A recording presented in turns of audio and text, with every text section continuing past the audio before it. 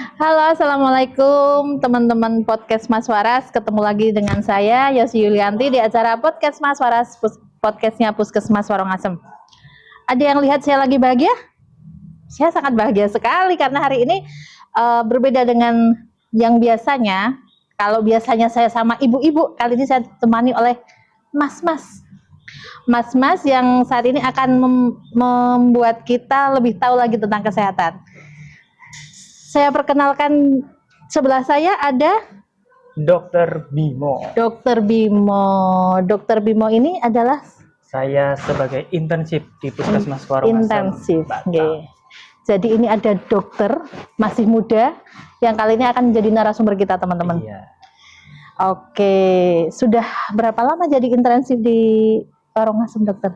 Kalau di Warongasem mungkin sekitar 6 bulan. 6 bulan. Lumayan lama ya. Ya, lumayan.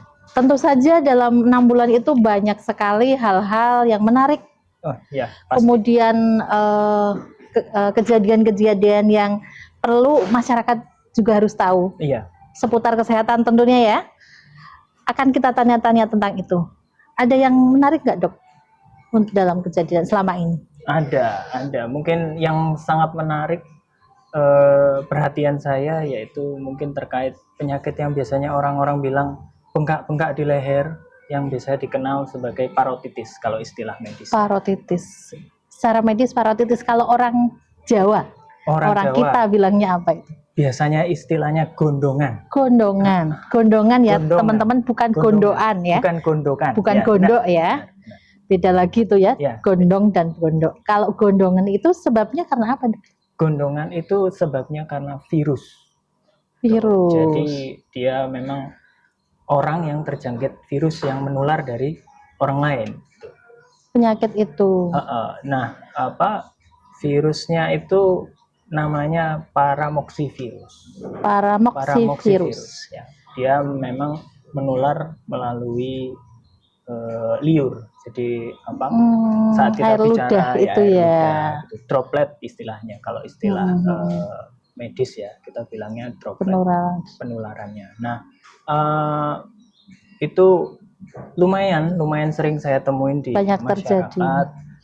Salah satunya sebenarnya yang menarik perhatian adalah karena beberapa masyarakat masih sudah tahu bahwa ini gondongan, tahu, tapi mungkin biasanya masih banyak yang belum tahu kenapa, terus kemudian harus bagaimana. Itu sih yang saya lihat. Kalau masyarakat seringnya pakainya itu biru-biru blau apa ya? Iya, blau. Itu sering sampai biru-biru semua. Sak badan, nggak mungkin ya kalau sak badan, paling di leher ya.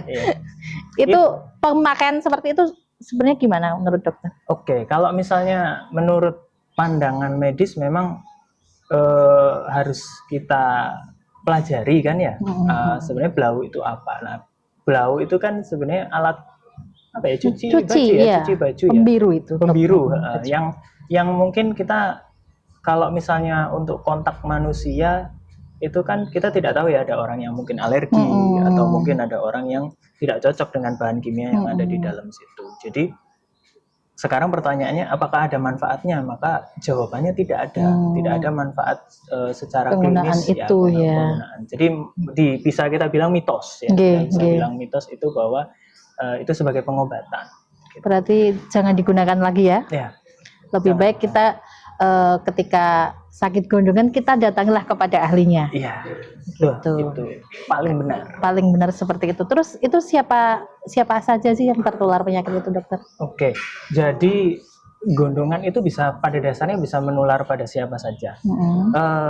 Tapi paling sering memang usia 15 tahun ke bawah. Jadi anak-anak. Karena memang kan anak-anak itu imunnya masih belum lengkap ya, belum penuh. Terus kemudian mungkin imunisasi juga masih belum lengkap semuanya. Jadi lebih mudah terkena virus. Tapi apakah bisa pada dewasa? Bisa, walaupun memang kasusnya jarang ya.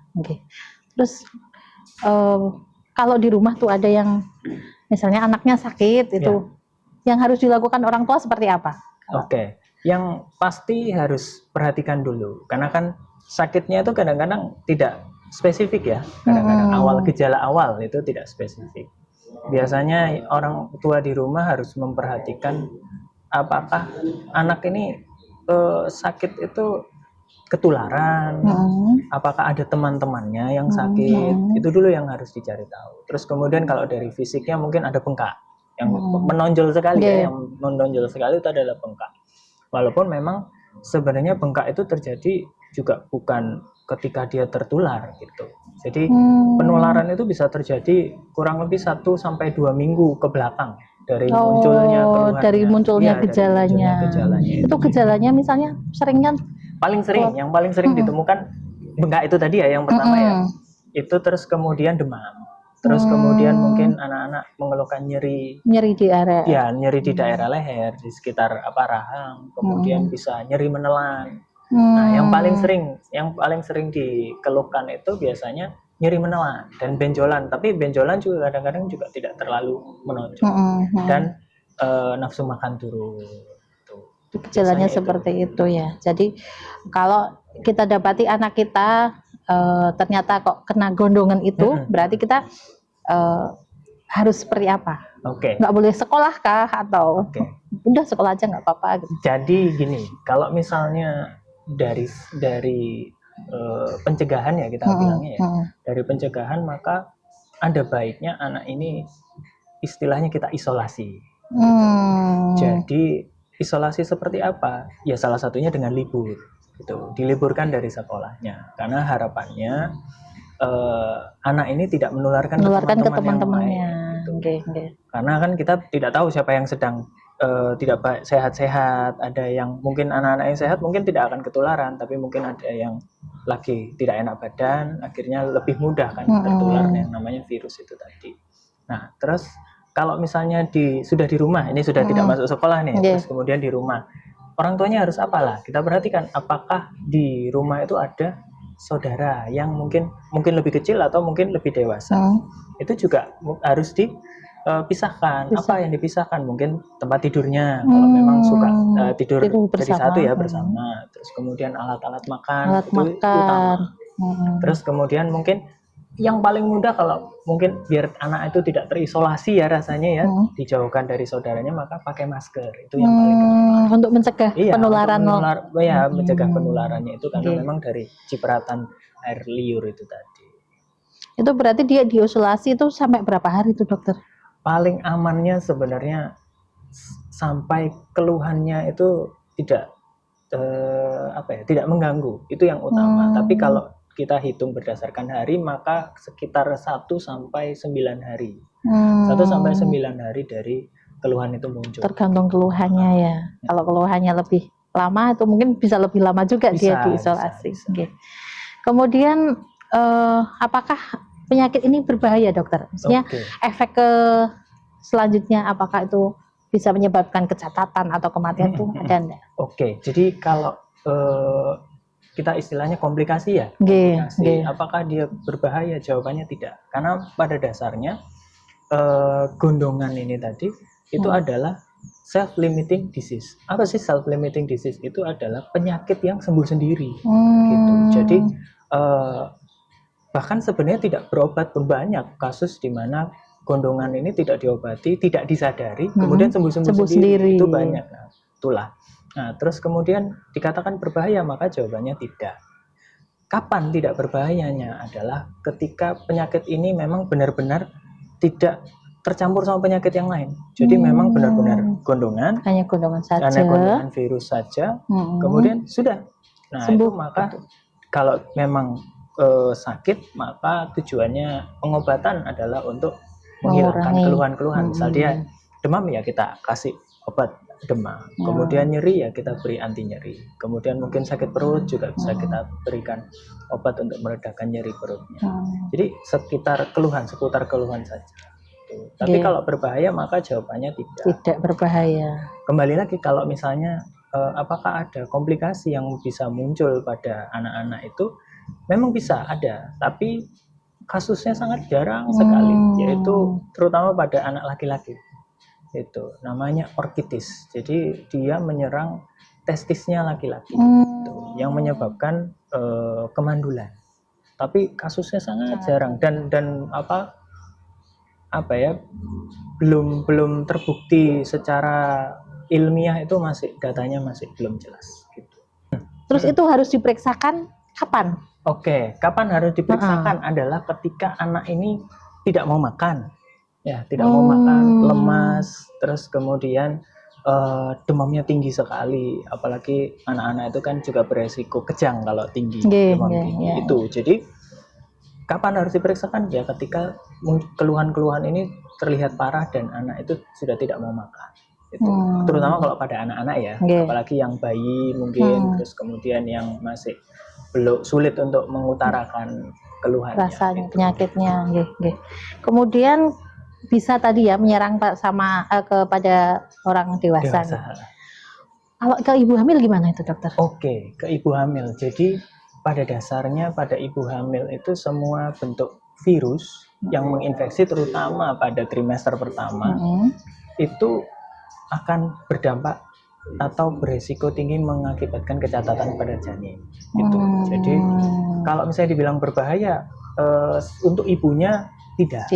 Tapi untuk anaknya janinnya ya, untuk janinnya iya. Itu. Kemudian untuk perawatannya di rumah itu apakah ada hal-hal yang harus dihindari, makanan atau apa? Oke, jadi kalau makanan tidak, malah justru mengunyah itu, gerakan mengunyah itu penting, itu penting untuk anak-anak yang terserang ini tadi, gondongan itu tadi. Karena apa? Untuk mencegah dari kekakuan otot rahang. Karena kan bengkak ya. Nah, terus kemudian anak-anak itu kalau nyeri kan akan sulit dan malas nggak mau mengunyah ya. Itu. Nah, jadi memang harus tetap mengunyah. Makanya ada salah satu cara mungkin yang mungkin anak-anak mau permen karet itu untuk apa? Biar tidak kaku rahangnya itu. Terus apakah ada makanan yang harus dihindari? Jawabannya tidak. Malah justru makan sebanyak mungkin, terutama yang protein tinggi karena membantu pembentukan imun tubuh juga. Kemudian cairan diperbanyak. Apakah banyak minum? Ya, banyak minum. Apakah harus ini apa ya istilahnya bubur ya, dihaluskan? Halus gitu ya. Sebenarnya tidak juga. Tapi kita harus menyesuaikan dengan anak-anak itu masing-masing karena targetnya adalah dia mau makan ya supaya kekebalan tubuhnya semakin meningkat. Cukup menarik dan kira-kira pesan-pesannya dokter. Oke, pesan-pesannya untuk masyarakat. Jadi untuk masyarakat intinya adalah mengerti apa itu parotitis atau gondongan itu sangat penting. Kemudian mungkin yang sering salah paham, ada beberapa lagi yang mungkin salah paham adalah gondokan itu kan. Ya, itu kadang-kadang orang gondokan sama gondongan itu disamakan, padahal kan penyakitnya berbeda, yang diserang juga berbeda. Jadi pengertian dan mengerti apa itu penyakit parotitis itu sangat penting. Untuk apa? Untuk mendeteksi lebih dini, kemudian untuk mencegah lebih dini, dan juga untuk mencegah penularan, itu yang paling penting. Karena memang ternyata di sini penularannya cukup sering. Kalau misalnya ada satu kasus biasanya nanti nyebarnya cukup cepat gitu. Karena ternyata banyak juga sekolah yang guru-guru ya terutama itu yang mungkin tidak kurang paham ya bahwa gondongan ini memang harus diliburkan itu lebih baik. Mungkin kalau berapa lamanya bisa disesuaikan, makanya mendatangi yang ahli atau dokter itu juga penting untuk mendapatkan saran itu tadi. Tapi memang mencegah penularannya itu nomor 1 dibandingkan pengobatannya. Karena yaitu kembali lagi bisa sembuh sendiri. Iya. Terima kasih dokter ya. Sangat membuka pikiran kita yang selama ini taunya gondongan yang versi masyarakat harus dikasih biru-biru itu ternyata itu nggak boleh, nggak perlu. Semoga apa yang disampaikan dokter bermanfaat untuk teman-teman. Dan kita jadi lebih tahu lagi info-info seputar kesehatan. Terima kasih Dokter Bimo. Sama-sama. Kita ketemu lagi di podcast selanjutnya.